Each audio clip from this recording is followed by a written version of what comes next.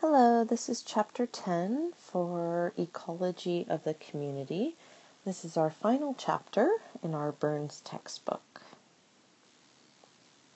Okay, so first we're going to talk about community structure and functions.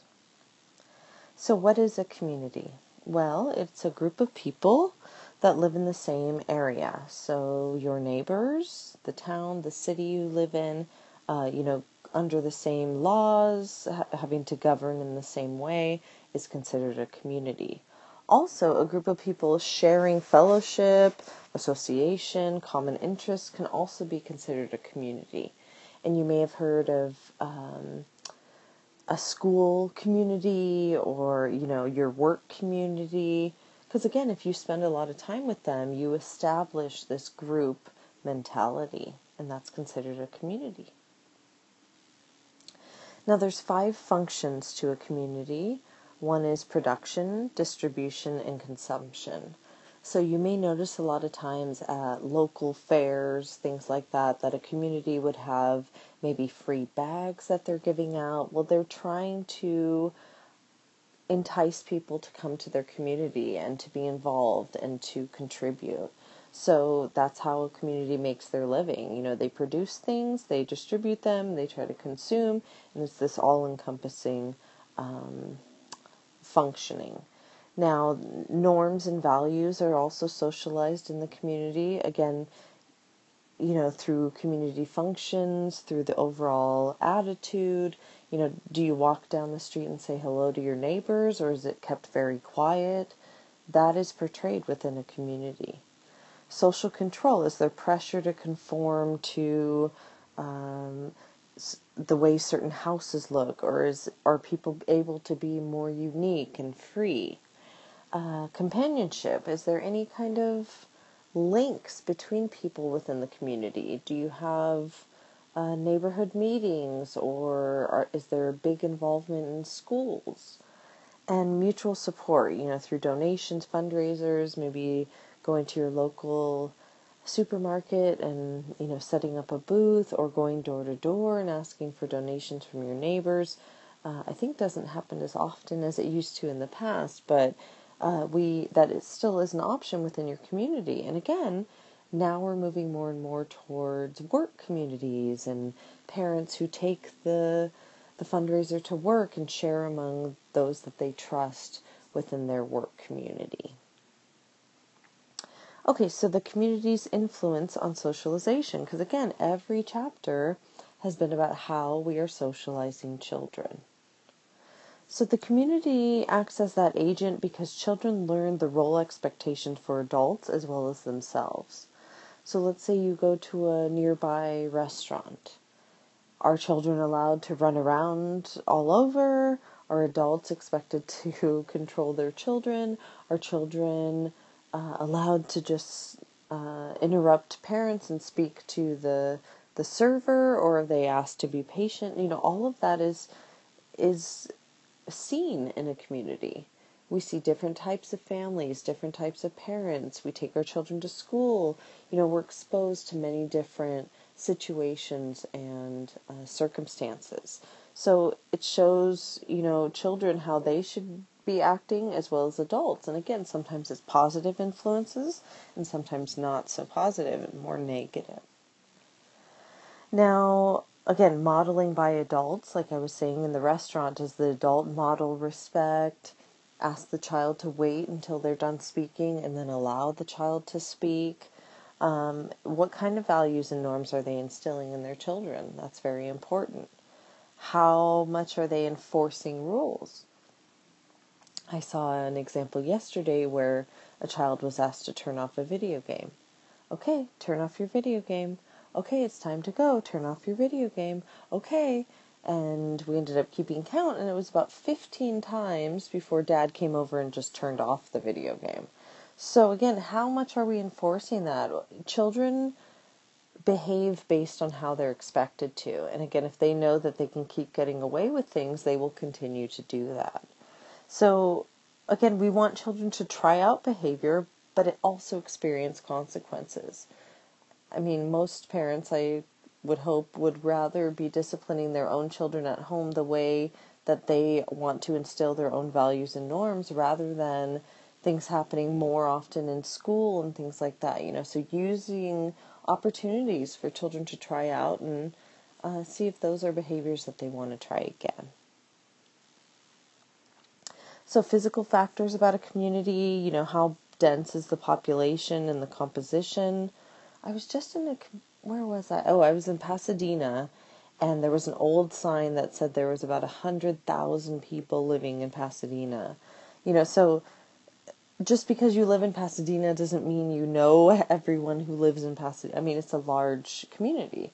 Laverne is a little bit smaller. Maybe, through school and things like that, you would know more people closely. Noise is also a factor. How many freeways are there? What are that can bring in a lot of people or keep away a lot of people depending on the noise level. How's the arrangement and type of houses? Are there a lot of two-story houses where you can't really see the neighborhoods? Are they very close together where there's not a lot of yards? Or is it an area where, it's kind of more scattered out? Also, play settings for children. Is it more traditional or is it more modern where it has climbing structures and things other than just a swing or slide? Or is it even adventurous, having like old lumber and tires and rocks? So these factors, again, socialize our children. So on Blackboard, you're going to watch a video clip about community involvement. And so you don't have to stop here, but you'll, after the completion of this PowerPoint, go on to watch that video. Okay, I'm sorry, I don't know what it says here. It's probably on the next slide. Well, community services. They can either be preventative, supportive, or rehabilitative. And on the next slide, it shows some specific examples. But preventative means to lessen the strains of everyday life. So think about people within the community who may need to lessen the strains of everyday life for whatever reason. Supportive, seek to maintain the health, education, and welfare of the community. The maintaining of the welfare, education, health, overall well-being of the community. That's the supportive component. And rehabilitative, seek to enable or restore individuals' ability to participate in the community. So for whatever reason, they have not been able to be a participative member, and now we are going to try to rehabilitate them to pull them in as a member of the community. So here are those examples I was talking about. So preventative, parks, recreation, education. Supportive, and many times at parks or even education, they'll offer programs for families or people who are struggling. Supportive agencies like counseling and referrals, adoption, foster care. Rehabilitation agencies like special needs or needing mental health services, or even, maybe getting back into the community due to being incarcerated or other things like that.